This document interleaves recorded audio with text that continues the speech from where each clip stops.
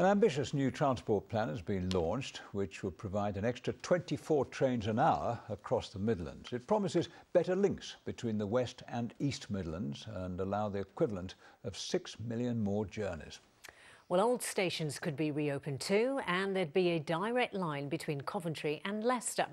Our business correspondent Mark Goff was at the launch of this plan earlier today and joins us now from Birmingham New Street Station. Busy as always. Mark, now this sounds good on paper, but how significant is it? It could be very significant, really. New Street Station is obviously the busiest station in the Midlands.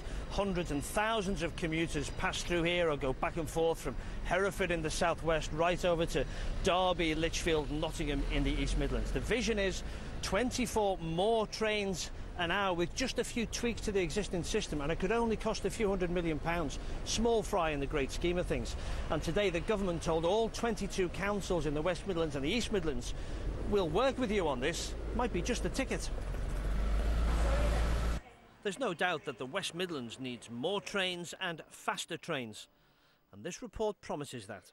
Midlands Connect, which brings together the 22 councils in the Midlands and businesses, reckons it can add 24 trains an hour with a few simple changes. New tracks, better signalling, passing points, reopening old stations can all provide the extra services, they say. A key aim to link the West Midlands to the East Midlands.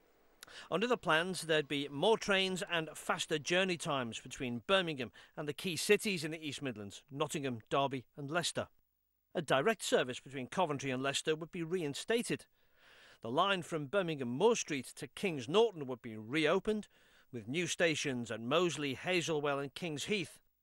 And the journey time between Birmingham and Hereford would be cut from 84 minutes to about an hour. Where's the money for all these great plans? What we are making the point today is the money will have to come partly from government, partly from private sector. But the message today is let's not concentrate on the figure.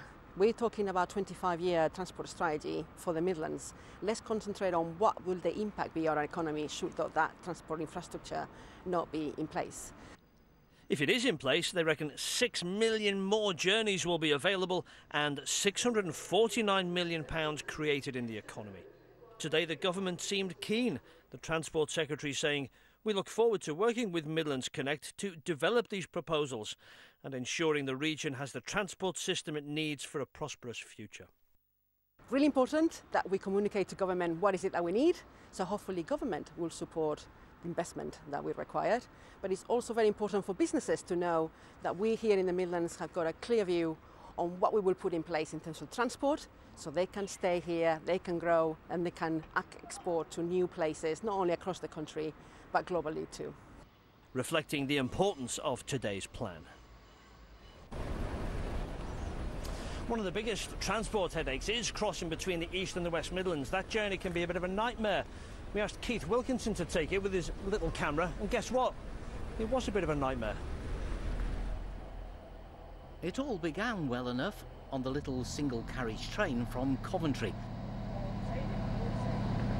But there's no direct rail service from here to Leicester. You either have to go into Birmingham first and change, or come here to Nuneaton and change. Quite relaxing on a sunny day like this. Just got 20 minutes to spend here in Nuneaton, but imagine a very busy day. You've missed your connection. That could add a lot of problems to quite a simple journey. Little did I know then, as I headed to Leicester, how true those words would turn out to be later in the day. And here we are in Leicester. It's actually been a very picturesque journey, plenty of fields and nice open countryside, but the journey has taken 1 hour and 9 minutes. So more than an hour to go just 23 miles between two major cities.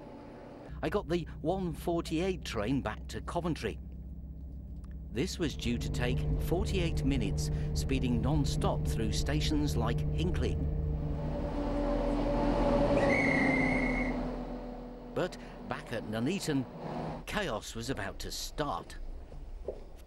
5 minutes was allowed for the connection, but as we were slightly late, the connecting train left without us. leaving everyone stranded for an hour, among them Baldev and Parminder Balray, who'd been on the train from Leicester. I was surprised the moment we left that train and came here, and we were here and the train went back past. Whoever is waiting for us, we'll have to call and tell them, inform them. A whole hour here. So it kind of made me a bit frustrated because I literally had a minute to get from platform 6 to platform 1, and then by the time I got here, it was gone. So just... And you ran over? Yeah, I ran. And you still missed it? Yeah. But worse was to come.